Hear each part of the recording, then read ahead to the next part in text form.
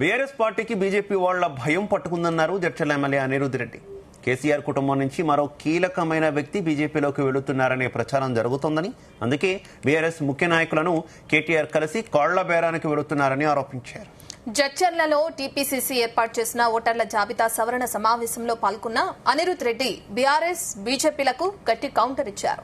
BRS ప్రభుత్వ హయాంలో వారు చేసిన అవినీతిపై మోదీ ఎక్కడ ఈడీ కేసులు పెడతారేమోనని భయాందోళనకు గురవుతున్నారని ఆరోపించారు. వచ్చే ఎన్నికల్లో బీజేపీ, బీఆర్ఎస్, జనసేన పార్టీలు కలిసి పొత్తు పెట్టుకుని పోటీ చేస్తాయని, కాంగ్రెస్ పార్టీకి ఆ మూడు పార్టీలకే పోటీ ఉంటుందని ఆయన అన్నారు.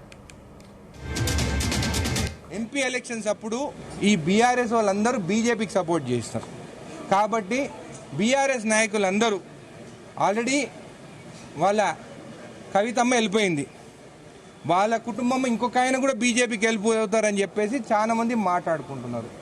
కాబట్టి ఇంక అందరు వెళ్ళిపోతే ఉండేది నువ్వు నేనే కదా అని కేటీఆర్ లక్ష్మాడికి చెప్పిండేమో, నువ్వు నేనే ఉంటాం ఇంకా మనం రిటైర్మెంట్ తీసుకుందామని చెప్పి మీటింగ్ పెట్టుకున్నారేమో. అందుకే లక్ష్మాడిని ఓదార్చనికే లక్ష్మాడికి ఇంటికే కదా వెళ్ళింది అని ఇంటికి వెళ్ళినారని చెప్పేసి అందరు ప్రజలు మాట్లాడుకుంటున్నారు. కాబట్టి 2 పోలీస్ స్టేషన్ అడిగిన లక్ష్మారెడ్డి గారికి ఆల్రెడీ నేను 2 పోలీస్ స్టేషన్లు తీసుకొస్తున్నాను, ఇంకా నువ్వు జడ్చర్లకి అడిగేది ఏమీ లేదు కాబట్టి ఇంకా రిటైర్మెంట్ తీసుకుంటే మంచిదని చెప్పేసి నా సూచన పోతుందనేది కేటీఆర్కే తెలుసు. ఆ భయానికి అన్ని మీటింగ్లు పెట్టి అందరు కాళ్ళు పట్టుకొని ఎవరిని పోనీయకుండా ఆపమని చెప్పి చెప్తుండేమో.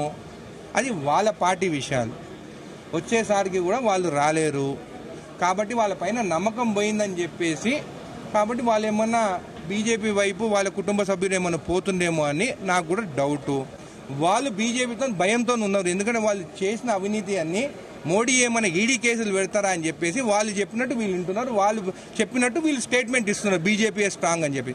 అది వాళ్ళిద్దరు ఒకటే పార్టీ, రేపు పొత్తు బీఆర్ఎస్, బీజేపీ ఇంకా జనసేన ఆ ముగ్గురు పొత్తుతోని వాళ్ళు వస్తారు, మాకు వాళ్ళకే పోటీ. మీనాక్షి నటరాజన్ గారు అంటే నాకు నిన్న ఎవరో చెప్తుంటే కూడా విన్నా నేను, కేటీఆర్ గారు అంటున్నారంట మీనాక్షి నటరాజన్ మంచామా అని చెప్పేసి. మరి కేటీఆర్ గారు మీరు కాంగ్రెస్లో జాయిన్ కారాను, మా ఏఐసీసీ మా సెక్రటరీ ఇన్ఛార్జ్ మంచామనే కదా, నువ్వే అంటున్నావు కదా మంచామని చెప్పి, అంటే మా టీము మంచిదని చెప్పి కేటీఆర్ ఒప్పుకుంటున్నాడు. ఇప్పుడు మాకు వెన్నుపోటు పొరడానికే ఆమె మీద కక్ష సాధింపులు ఏమీ లేవు. ఇక్కడ ఎవరైతే తప్పు చేసిందో వాళ్ళ పైన యాక్షన్ తీసుకుంటాం. బహుశా ఎవరైతే కేసు వేసిందో ఆమెనే ఇచ్చిండొచ్చు, ఆమెనే గేమ్ ఆడుతుండొచ్చు. అంటే అది ఏదన్నా కానీ కోర్టు పరిధిలో ఉన్నది కాబట్టి